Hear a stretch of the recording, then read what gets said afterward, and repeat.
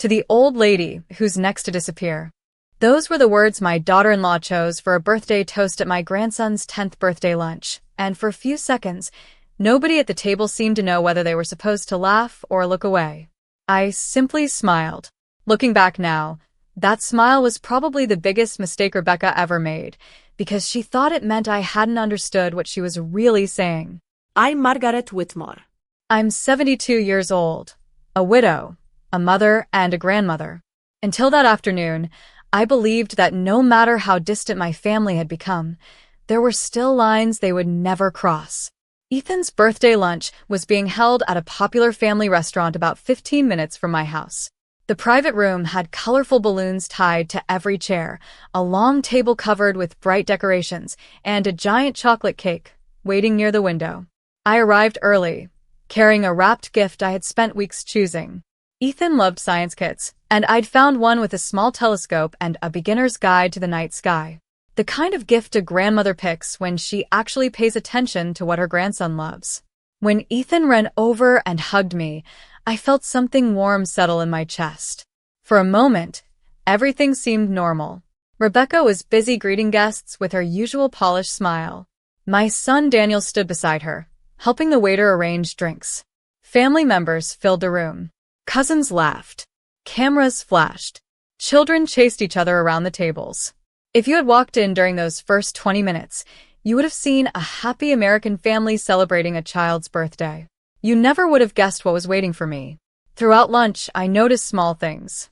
Rebecca barely spoke to me unless someone else was listening. Daniel seemed distracted whenever I tried to start a conversation. Twice, I caught Rebecca whispering to her sister while glancing in my direction. I told myself I was imagining it. After all, grief can make a person sensitive. Since my husband Charles passed away 3 years earlier, I often questioned my own instincts. Maybe I was seeing problems where none existed. Maybe I was simply lonely. Then came the toast. The waiter had just served dessert. Everyone lifted their glasses. Rebecca stood, tapping her spoon gently against the side of her wine glass. The room grew quiet. She smiled at Ethan and offered a few sweet words about how proud she was of him. Then her eyes shifted toward me.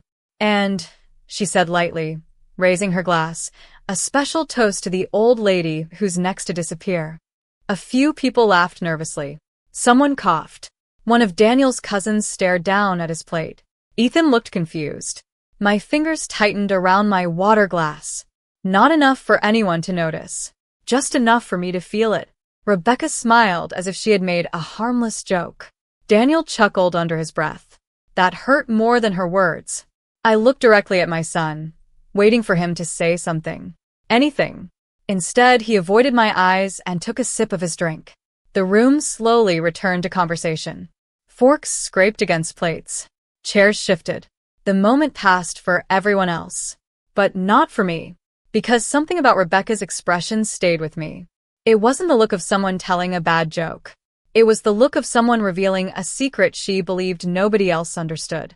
I smiled politely and lifted my glass.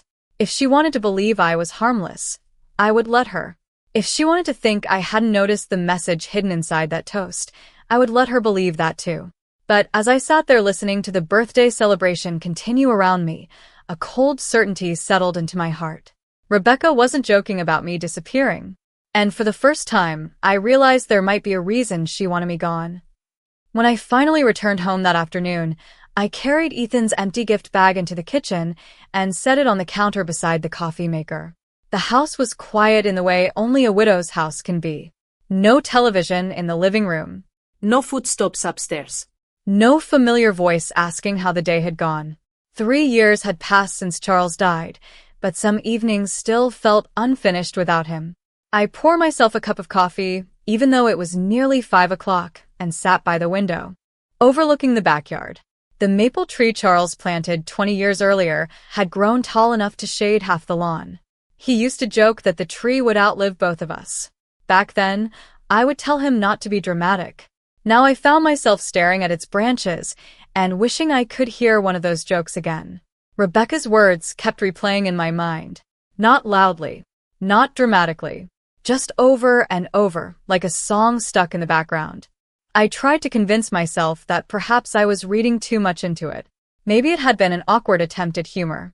Maybe I was letting loneliness distort my judgment. But every time I remembered the look on her face, that explanation felt less believable. The problem was that the toast did not exist by itself.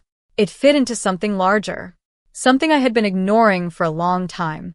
As I sat there, memories began surfacing one after another. 2 Christmases ago, Daniel told me they were keeping the holiday small because Ethan had been feeling overwhelmed. I spent Christmas Day alone with a frozen dinner and an old movie. 3 days later, photos appeared online showing a crowded gathering at Rebecca's sister's house. Everyone had been there, even distant cousins. Everyone except me. Last summer, Ethan had a baseball tournament 40 miles away. I offered to attend. Rebecca smiled and told me the schedule was uncertain and they would let me know. They never did. A week later, I discovered Ethan's team had played 3 games that weekend. There were photographs everywhere. Parents cheering. Grandparents sitting in folding chairs. I was the only grandparent missing. At the time, I accepted every explanation because that was easier than asking difficult questions. Charles used to tell me I always looked for the best in people. He meant it as a compliment. Now I wondered if it had become a weakness. I walked into my study and opened a cabinet where I kept family photo albums. There were dozens of them, organized by year. I pulled out the most recent album and slowly turned the pages. Birthday parties, school events, vacation snapshots, smiling faces. Yet something immediately caught my attention. I appeared less and less as the years went on. In older albums, I was everywhere. Holding Ethan as a baby, standing beside Daniel at backyard barbecues, laughing with the family around holiday tables. In the newer albums, I was barely present. It was as though someone had slowly erased me from the story without my noticing. I closed the album and sat quietly. The realization settled heavily on my chest. Rebecca had not suddenly decided to humiliate me at Ethan's birthday lunch. The process had started years earlier. The toast was simply the first time she had said it out loud. As darkness gathered outside the windows, I carried the album back to the cabinet. That was when I noticed something unusual resting on the entry table near the front door. A plain white envelope. No stamp. No return address. No name. I was certain it had not been there when I left for lunch. For a moment, I simply stared at it. Then I reached down and picked it up. Inside was a single photograph and a folded note. My pulse quickened as I unfolded the paper. The message contained only 5 words. They have already chosen your replacement. For several seconds, I simply stood in my entryway staring at the photograph. The woman in the picture appeared to be around my age, perhaps a few years younger. She had neatly styled gray hair, a warm smile, and one arm resting lightly on Ethan's shoulder. They were standing together at a local park I recognized immediately. What made my stomach tighten was not the photograph itself. It was the fact that Ethan looked comfortable beside her. Familiar. As if this was not their first meeting. I turned the picture over, expecting to find a name or explanation. There was nothing. Just the image, and that unsettling note. They have already chosen your replacement. I carried both items into the kitchen and sat at the table. The clock above the stove ticked steadily. Outside, the last light of evening was fading behind the maple tree. I examined the photograph again and again, searching for clues. Finally, I noticed something in the background. A banner hanging near one of the picnic shelters. The annual spring community fair. I remember hearing about it a few months earlier. That meant the photograph had been taken recently. Very recently. My first instinct was to call Daniel and demand an explanation. My hand even reached for my phone. Then I stopped. If someone had gone to the trouble of leaving an anonymous envelope on my doorstep, there was probably a reason. Whoever sent it wanted me to see something for myself. Not hear excuses. Not listen to reassurances. See the truth. The next morning, I woke earlier than usual. After making coffee, I opened my laptop and searched through social media accounts connected to family members. It felt strange, almost dishonest. But something deep inside me insisted that I keep looking. For nearly an hour, I found nothing unusual. Birthday photos, school activities, family dinners. Then I came across a picture posted by Rebecca's sister 3 weeks earlier. It showed a group gathered around a picnic table at the community fair. I zoomed in.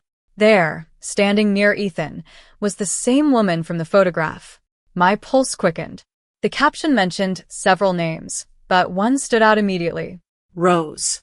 I stared at the screen. Rose. No last name. No explanation. Just Rose. I continued scrolling. 10 minutes later, I found another image. Then another. In each one, Rose appeared somewhere near my family. At first, she seemed like an ordinary family friend. But the more photographs I found, the stranger it became. She was present at Ethan's soccer game, a neighborhood barbecue, a school fundraiser, events I had never even known about. The deeper I looked, the more often she appeared. Yet nobody had ever mentioned her to me. Not once. By late morning, I leaned back in my chair and rubbed my eyes. I wanted a reasonable explanation. Perhaps Rose was a neighbor. Perhaps she volunteered at Ethan's school. Perhaps all of this was perfectly innocent. Then I found the photograph that changed everything.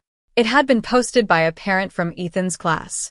Several children stood together holding ribbons from a science competition. Behind them were Daniel, Rebecca, and Rose. The caption read, "Congratulations to Ethan and his family." Family. I read the word 3 times. Family. Not family friend. Not neighbor. Family. A chill moved through me. Suddenly, dozens of small memories began fitting together. The missed invitations. The unexplained gatherings. The photographs where I no longer appeared.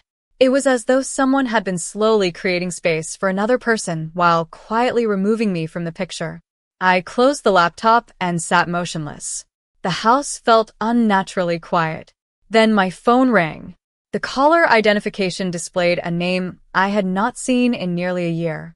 George Parker, Charles's longtime attorney. As soon as I answered, I heard something unusual in his voice. Concern. "Margaret," he said carefully, "there is something I believe you need to know. And I think your husband suspected this day might come." George rarely called without a reason.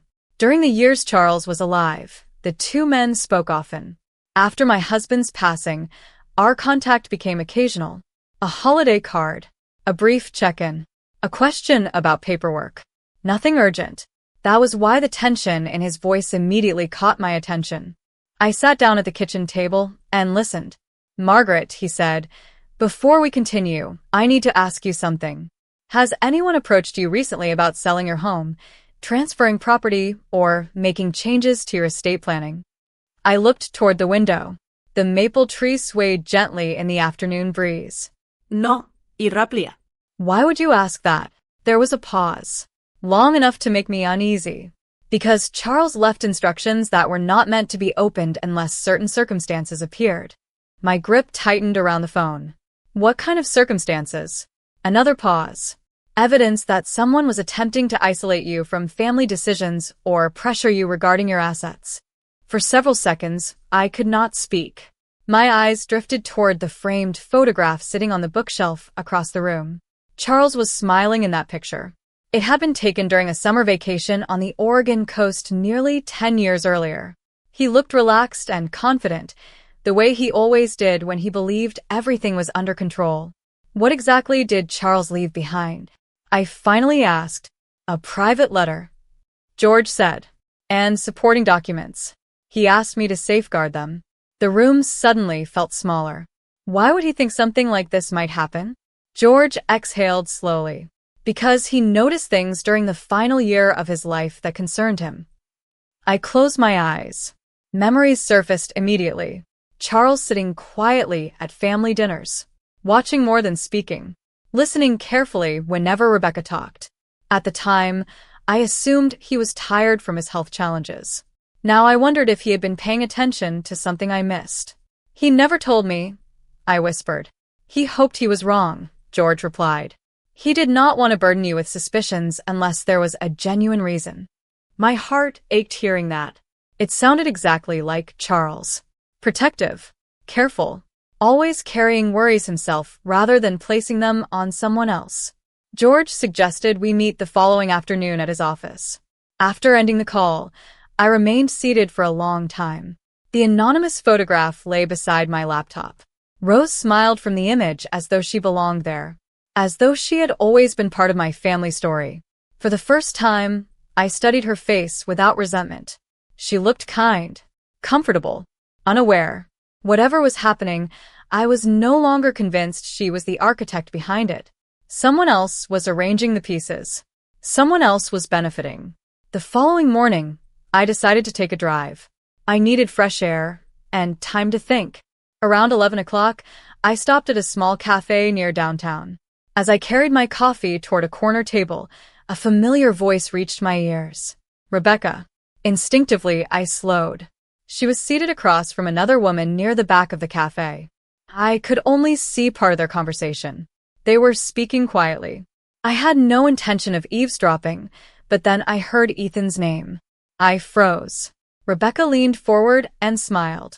He already adores her, she said. Everything is moving faster than I expected. The other woman nodded. And Margaret?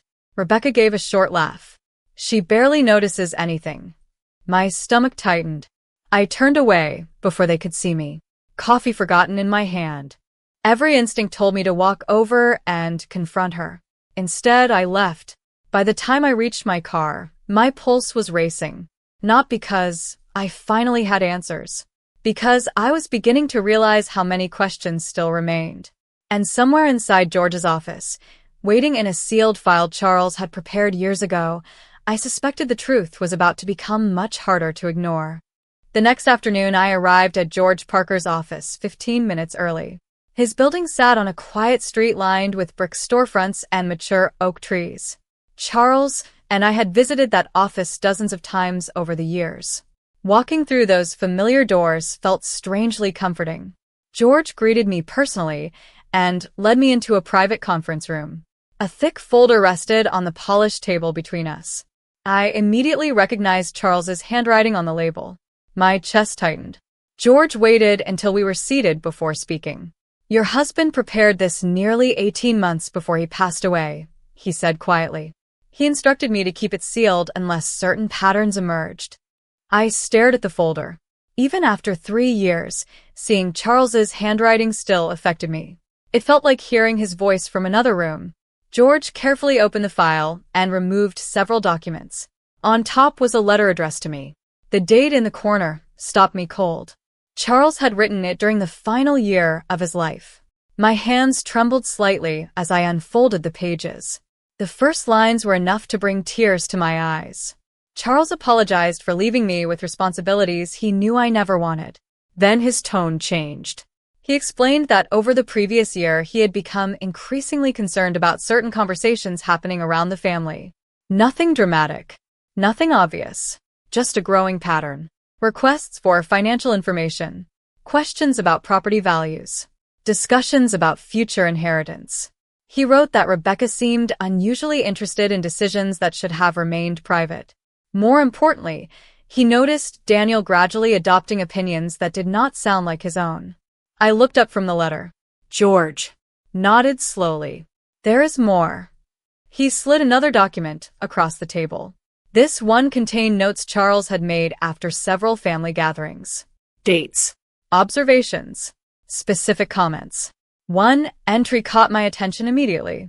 Rebecca had joked during a barbecue that older generations should know when to step aside and let younger people take control. At the time, everyone laughed. Reading it now felt different. Another note described a conversation where Rebecca repeatedly asked about ownership of my home. Another mentioned her interest in whether certain assets could be transferred without delays. By the time I finished reading, a deep sense of unease had settled over me. Charles had not been paranoid. He had been observant. George opened another section of the file. Your husband also established additional protections. I frowned. Protections? He nodded. Several legal safeguards designed specifically to prevent anyone from manipulating or pressuring you regarding your home or estate. I sat back in my chair.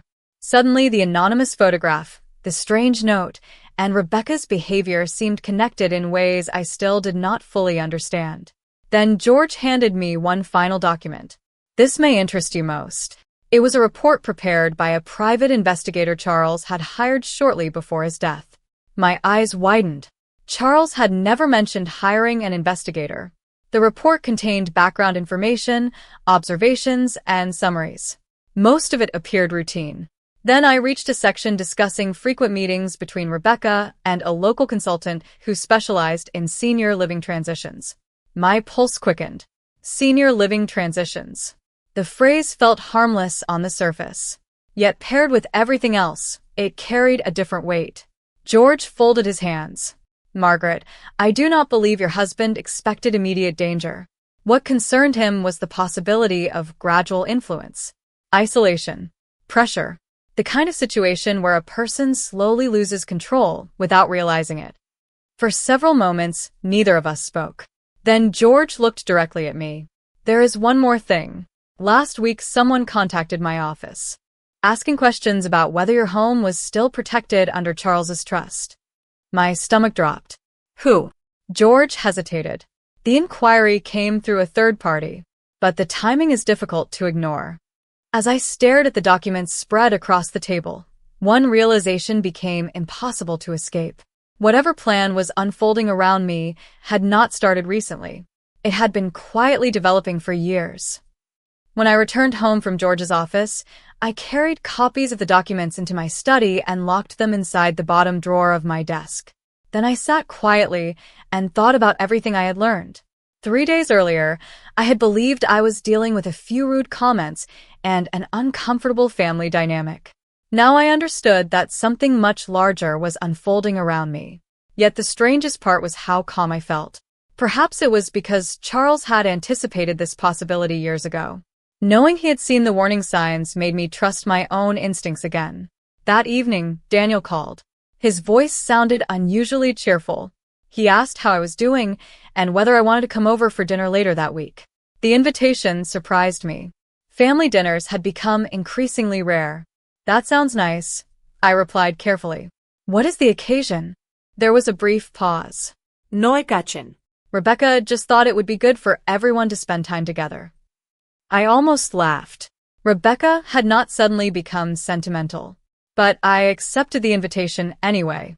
After we ended the call, I wrote down every detail in a notebook. The date, the time, the exact wording. If Charles had taught me anything through those documents, it was the value of paying attention. 2 days later, I arrived at Daniel's house shortly before 6 o'clock. Ethan greeted me warmly at the door. Seeing him always softened my heart. Whatever games the adults were playing, Ethan remained innocent. He proudly showed me a science project he was building for school, while the smell of roasted chicken drifted from the kitchen. Rebecca appeared moments later, wearing the same polished smile she showed everyone. She hugged me lightly and asked about my week. On the surface, everything felt normal. Almost too normal. During dinner, the conversation stayed pleasant. School. Sports. Local events. Then Rebecca casually shifted the topic. Margaret, she said, setting down her fork, have you ever thought about downsizing? The question landed exactly the way George's documents had prepared me to expect. I looked up slowly. Downsizing. She nodded. Your house is large for one person. There are so many wonderful communities designed for active seniors these days. Daniel immediately joined in. It might make life easier, Mom. Easier. Such a harmless word. Yet I suddenly remembered Charles's notes describing similar conversations years earlier. Small suggestions. Gentle nudges.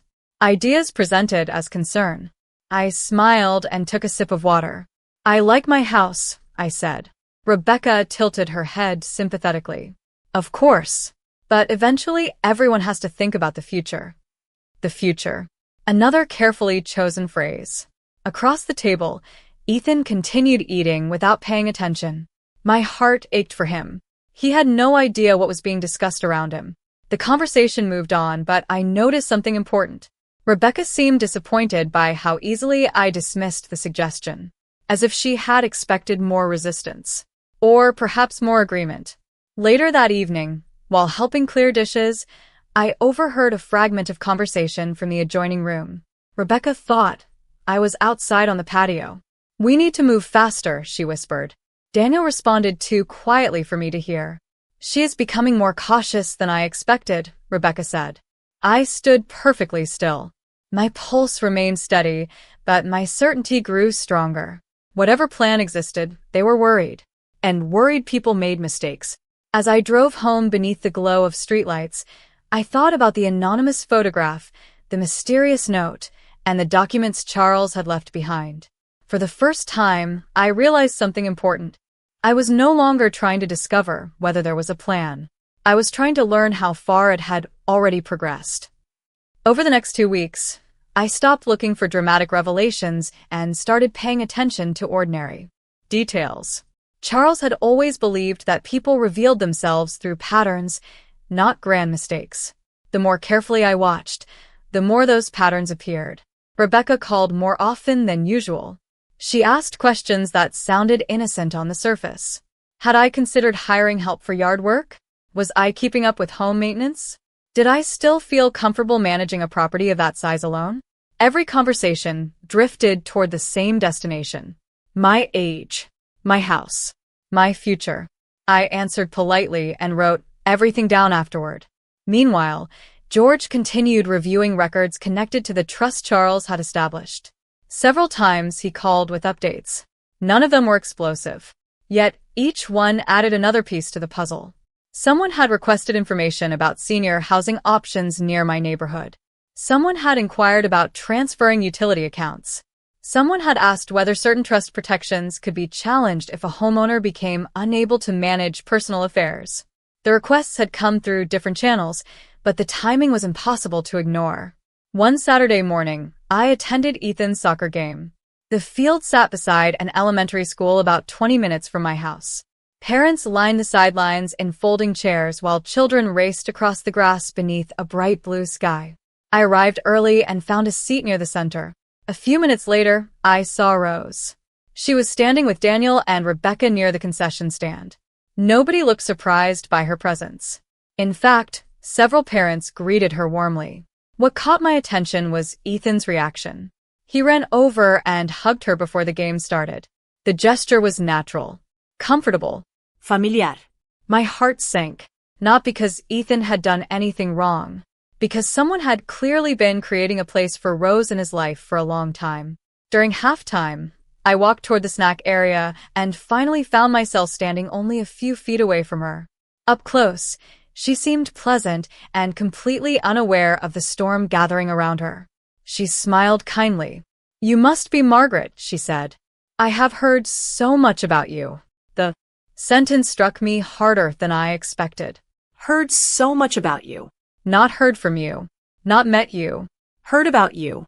I smiled politely and introduced myself. We spoke for less than 2 minutes. Yet by the end of that brief conversation, one thing became obvious. Rose was not my enemy. She genuinely seemed to believe she was becoming friends with a welcoming family. She had no idea she might be part of something larger. That realization changed everything. Driving home afterward, I stopped blaming her entirely. Rebecca had always been skilled at managing appearances. If she could convince strangers that she was thoughtful and generous, convincing Rose would not be difficult. 3 days later, another piece fell into place. George called late in the afternoon. His voice carried a level of urgency I had not heard before. "Margaret," he said, "I think we have found the connection."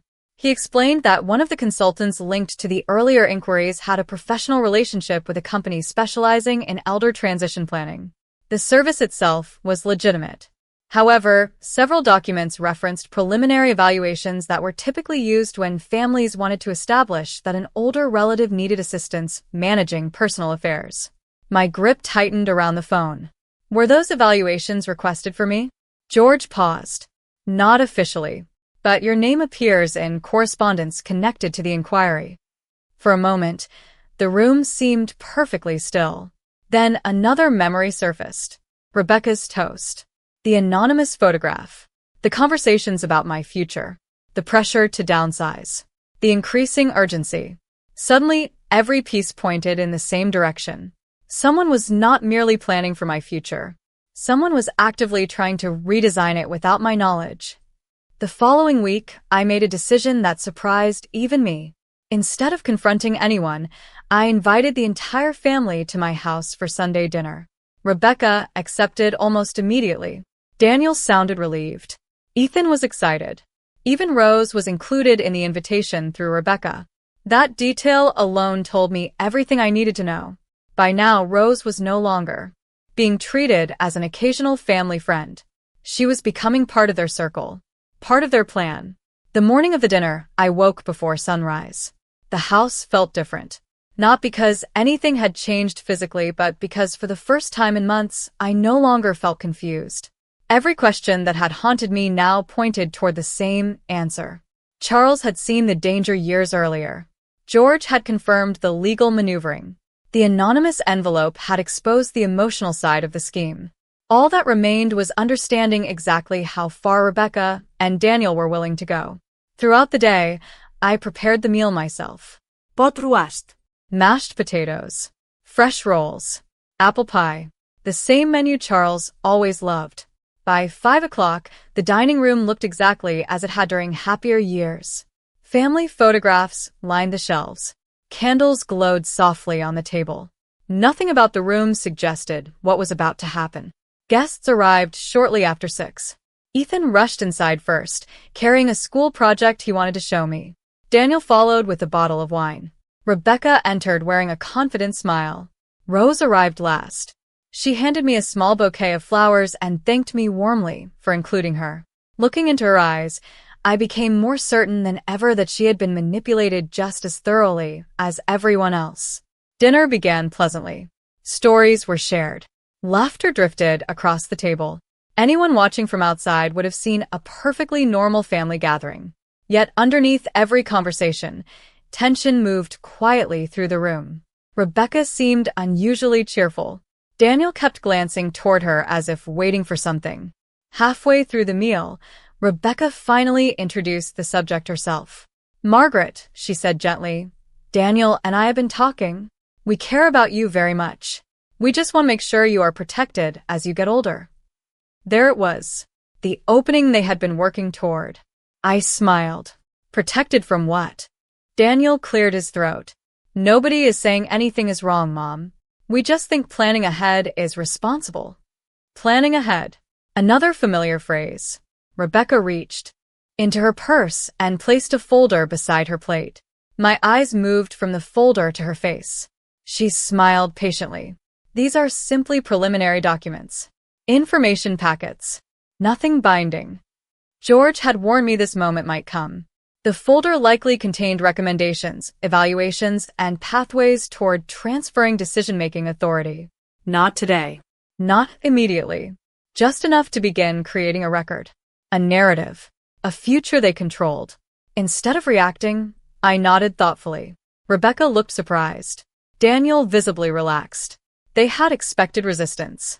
They had prepared for arguments. My calm acceptance unsettled them.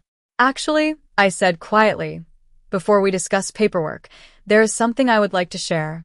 The room grew still. I stood and walked toward the study. Inside my desk drawer rested copies of every document Charles had left behind. His letters, his notes, the investigator's findings, the trust protections, the records George had uncovered. I carried the folder back to the dining room and placed it carefully on the table. Rebecca's smile faltered for the first time all evening. Daniel stared at the folder without speaking. Then I looked directly at my son and asked a question neither of them had expected. "Daniel, before we continue, would you like to know what your father discovered about this plan 3 years ago?" The room became so quiet that I could hear the faint ticking of the grandfather clock in the hallway. Daniel looked from me to the folder and back again. Rebecca's confident expression had disappeared completely. For the first time since arriving, she seemed uncertain. I opened the folder and carefully removed Charles's letter. "Your father wrote this nearly 3 years ago," I said softly. "He asked that it be shared only if certain things began happening." Daniel frowned. "What things?" Instead of answering directly, I handed him the letter. As he read, I watched his expression change. Confusion gave way to discomfort. Then concern. Charles had described the exact pattern that had unfolded over the years. The gradual isolation, the repeated discussions about property, the subtle attempts to influence future decisions. Every page seemed to drain more color from Daniel's face. Across the table, Rebecca sat perfectly still. When Daniel finished reading, he lowered the letter slowly. "This cannot be right," he whispered. I slid another document toward him. Then another. Charles's notes. The investigator's report. Records of inquiries about trusts, property transfers, and senior transition planning. Each document told part of the same story. No accusations. No dramatic claims. Just facts. Dates. Conversations. Patterns. The truth rarely needed embellishment. It only needed patience. Rebecca finally spoke. "This is ridiculous. You are taking everything out of context." Her voice remained calm, but the strain underneath was impossible to miss. I nodded. That is what I hoped at first. Then I turned to Rose. "I owe you an apology." She looked startled. "Me?" Yes. "For weeks I thought you might be involved in this. I do not believe that anymore." Rose glanced between us, clearly confused.